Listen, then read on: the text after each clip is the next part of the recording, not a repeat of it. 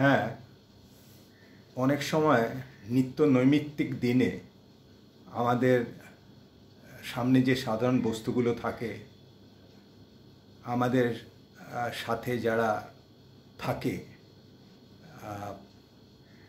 অনেক সাধারণ কথাই অনেক জরুরি হয়ে পড়ে আমাদের জীবন নির্বাহ করার জন্য। সেই সাধারণ কথাগুলোই অসাধারণ হয়ে যায় যখন আমরা সেই সাধারণ বস্তু বা সাধারণ কথা বা সাধারণ মানুষের মধ্যে চলতে চলতে অনেক কিছু আমাদের অ্যানালিটিক্যাল ব্রেনে, আমাদের অ্যানালিটিক্যাল মাইন্ড যখন সেই কথাগুলো নিয়ে চিন্তা করতে থাকে এবং চিন্তা করলে সেইটা সেখান থেকে আমরা অনেক কিছু জ্ঞান আহরণ করতে পারি। সেই জ্ঞানগুলো আমাদের জীবনের চলার পথে খুবই দরকারি আমার মনে হয়। তো যাই হোক, এই সাধারণ কথাই কিছু কিছু যেগুলো ভাবলে দেখা যাবে সেগুলো মধ্যে একটা অসাধারণ ব্যাপার আছে জানার বোঝার এর জন্য। তো সেই কথাগুলো নিয়েই আজকে আমার এই বক্তব্য রাখছি। অনেকদিন আপনাদের সাথে আমি আমার ইউটিউব চ্যানেলটা শেয়ার করিনি, অনেকদিন বাদে বসলাম। সবাইকে শুভ বিজয়া, শুভেচ্ছা জানাই। এবং আমি প্রফেশনালি ডক্টর, আমি ডক্টর সুব্রত মল্লিক। আমি খেলাধুলার স্পোর্টস অথরিটি অফ ইন্ডিয়ার মধ্যে অনেক দিন ছিলাম, সার্ভিস করেছি 29 বছর। বিভিন্ন রকমের দেশীয় এবং আন্তর্জাতিক লেভেলে, যেমন অলিম্পিক্স, ইউথ অলিম্পিক্স, এশিয়াড, সাফ গেমস, অনেক জায়গায় ministry of youth affairs and sports আমাকে পাঠিয়েছে বাইরে, বিদেশে ইন্ডিয়ান টিমের সাথে রিপ্রেজেন্ট করেছি অ্যাজ এ ডক্টর। তো খেলোয়াড়দের দেখতে দেখতে চিকিৎসার ক্ষেত্রে ওদের খেলোয়াড়দের যেরম তাদের মানসিক থেকে দৈহিক সবই আমাকে একটা হোলিস্টিক লেভেলে আমাকে দেখতে হতো, কারণ তাদের মানসিক ফিটনেস এবং দৈহিক ফিটনেস দুটোই খুব দরকারি।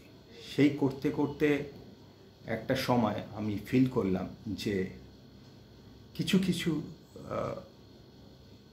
ব্যাপার যেগুলো রয়েছে, আমার মনে হয় হেলথকে আমরা মেডিকেলি তো দেখি, ঠিক আছে, এই মেডিকেলের সাথে যদি একটু স্পিরিচুয়াল সায়েন্টিফিক, মেডিকেল সায়েন্সের সাথে যদি স্পিরিচুয়াল সায়েন্টিফিক ব্যাপারটাকে যদি অ্যামালগামেট করা যায়, তো আমার মনে হয় আমাদের অনেক কিছু জীবনের খুব ভালোভাবে, সুস্পষ্টভাবে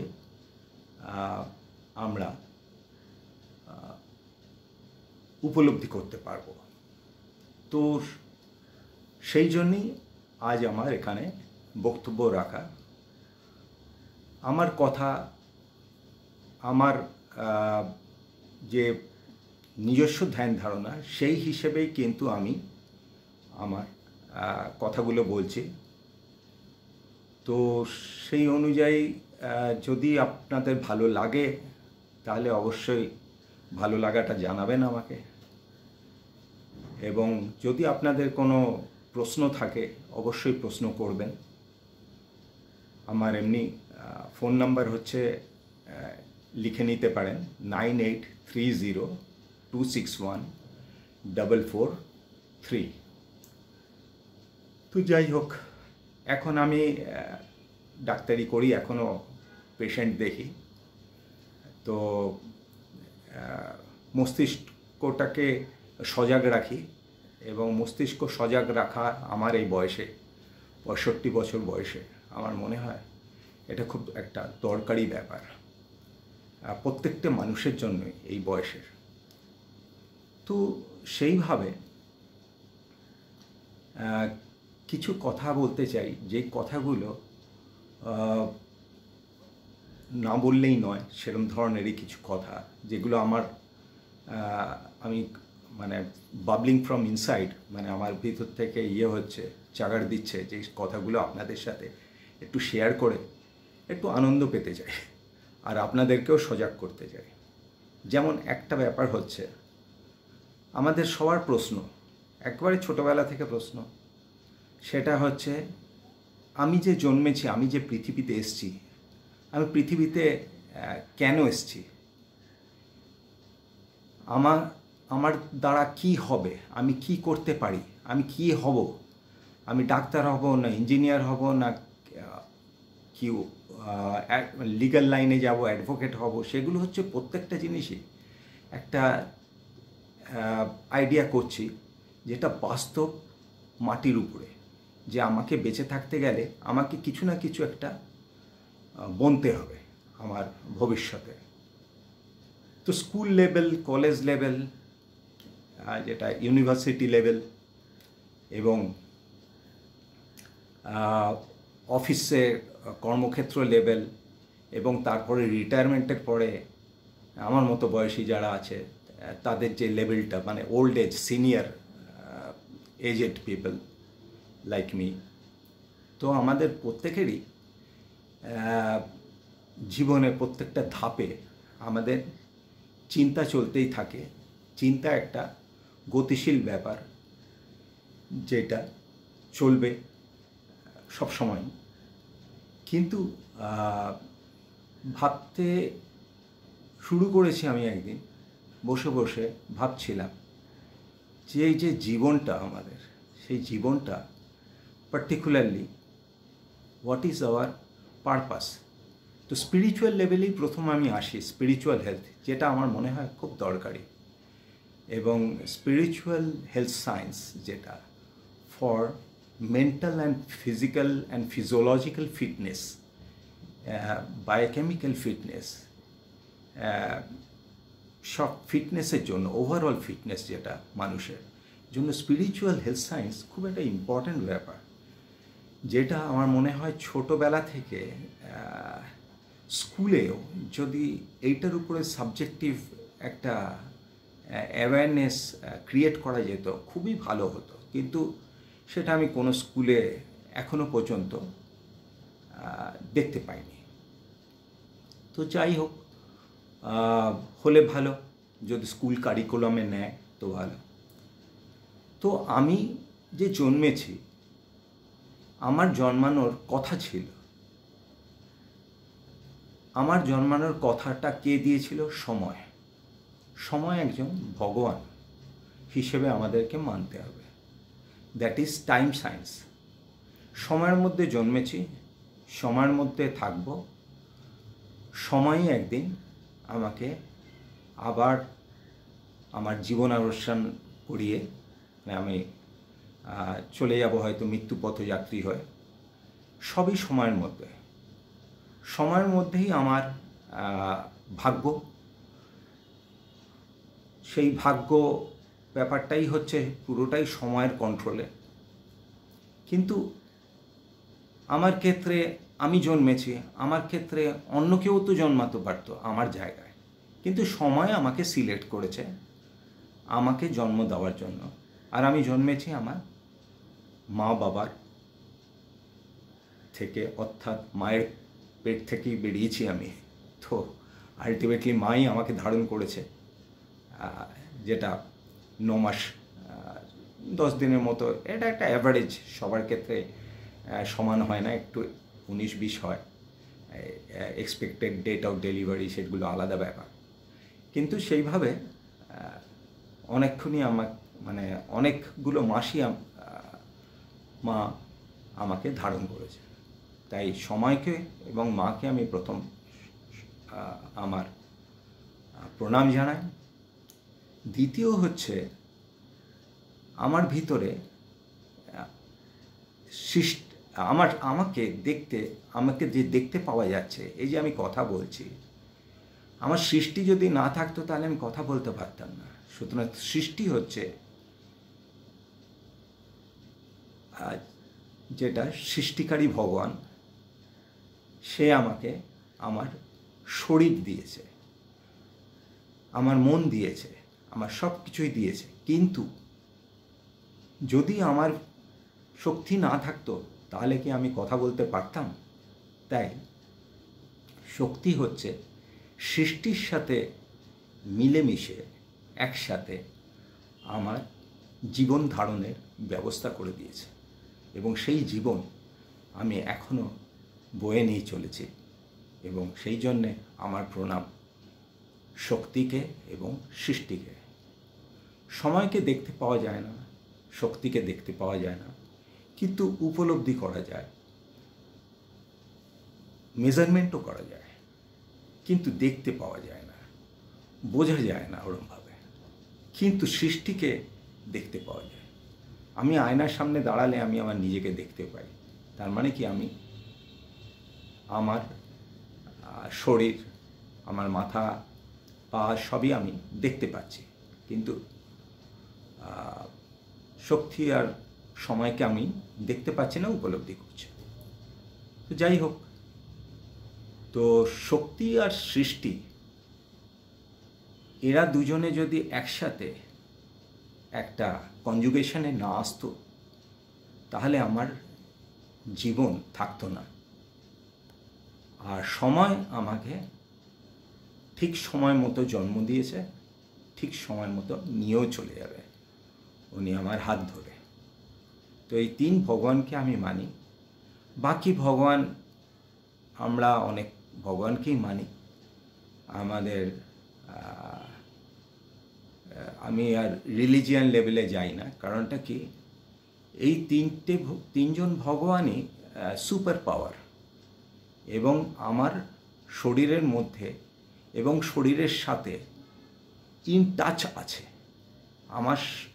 আমি যে কোনো জায়গায় যাই, যা করি সবই সময় শক্তি সৃষ্টি।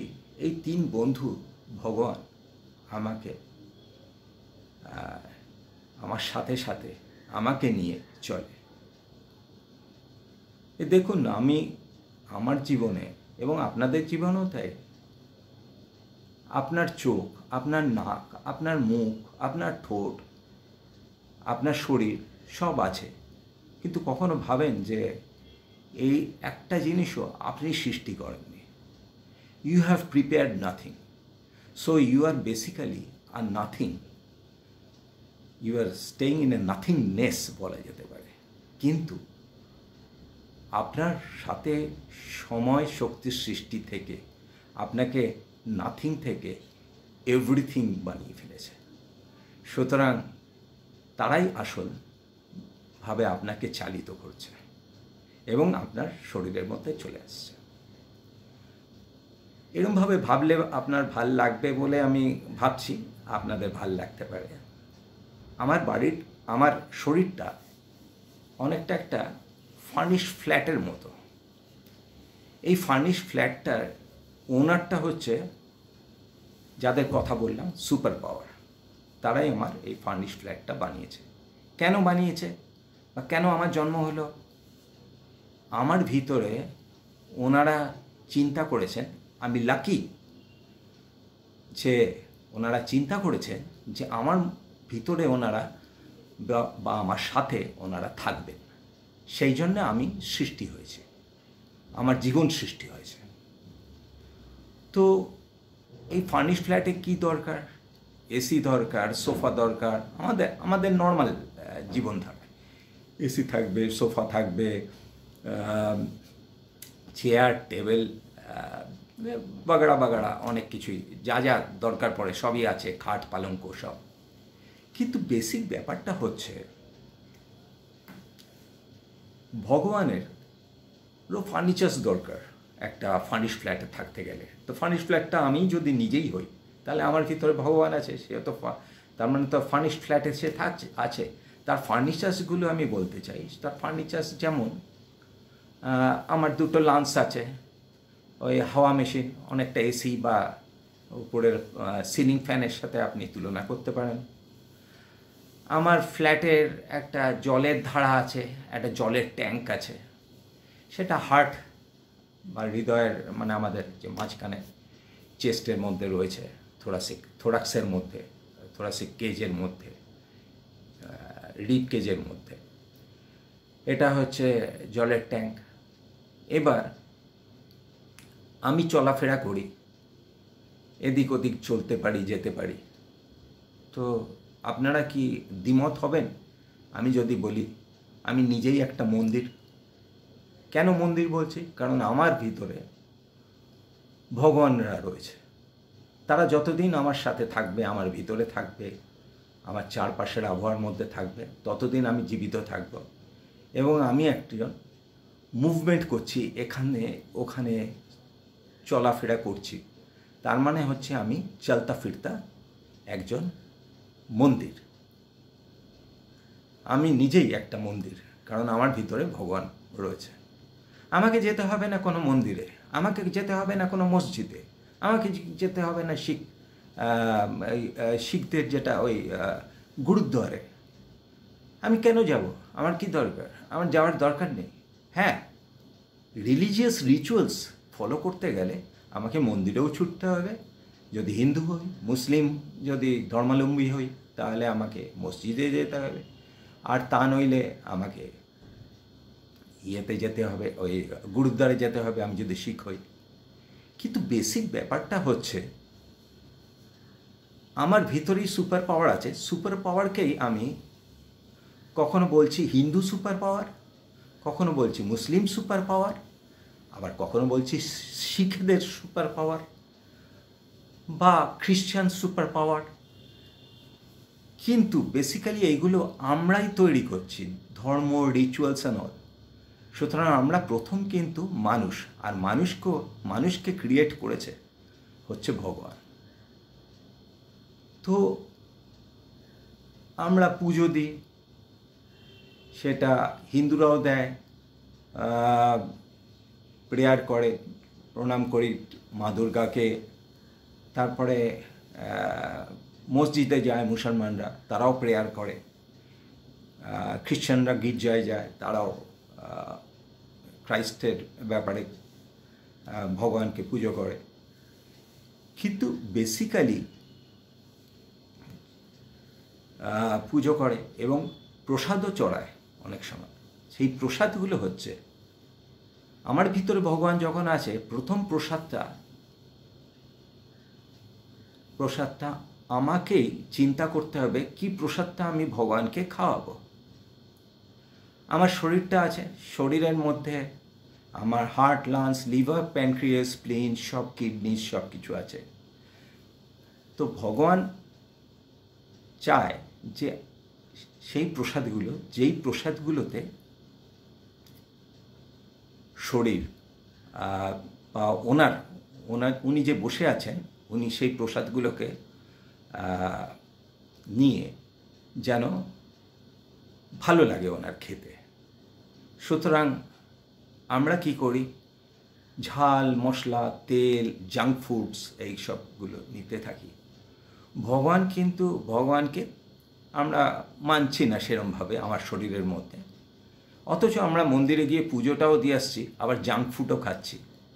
হ্যাঁ, তো সেই সময়টাতে ভগবান মাঝে মধ্যেই অস্থির হয়ে ওঠে, বলে যে ওরে বাপরে, কী সব খাওয়াচ্ছ, এই খাওয়াগুলো আমার খুব একটা ভাল লাগে না, এই ঝাল, মশলা, তেল কী সব খাওয়াচ্ছ।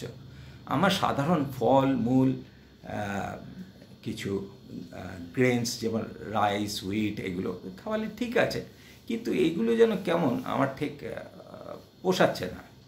তো কী করে? ভগবান তো ফ্ল্যাটের মধ্যেই থাকে, আমার ফ্ল্যাটের মধ্যে, আমার ফার্নিশ ফ্ল্যাটে। তো ভগবান বলে যে এবার তো আমাকে বেরিয়ে যেতে হবে। তো কীভাবে বেরোবে? আস্তে আস্তে করে আমার শরীরের মধ্যে আমার হার্ট, লাংস, লিভার, প্যানক্রিয়াস, সব অর্গানসগুলো খারাপ হতে শুরু করে যখন আমি বেশি বেশি জাঙ্ক ফুড, মশলা, তেল মশলার খাবারগুলো খেতে থাকছি। কারণ ভগবান তখন অতিষ্ঠ হয়ে যায়। আমি আজকে বিরিয়ানি খেতে ভালোবাসি, ঠিক আছে, আজকে একদিন খেলাম। আমাকে যদি সপ্তাহে 5 দিন বিরিয়ানি খেতে হয়, প্রত্যেক দিন বিরিয়ানি খাওয়াচ্ছি, ভগবানও একদিন বলবে, ওরে বাবা আর পারছি না রে, প্রত্যেক দিন তুই একই বিরিয়ানি খাচ্ছিস।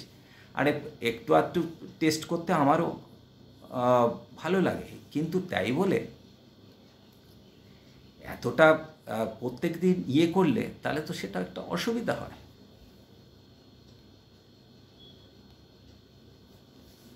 তো সেই হিসেবে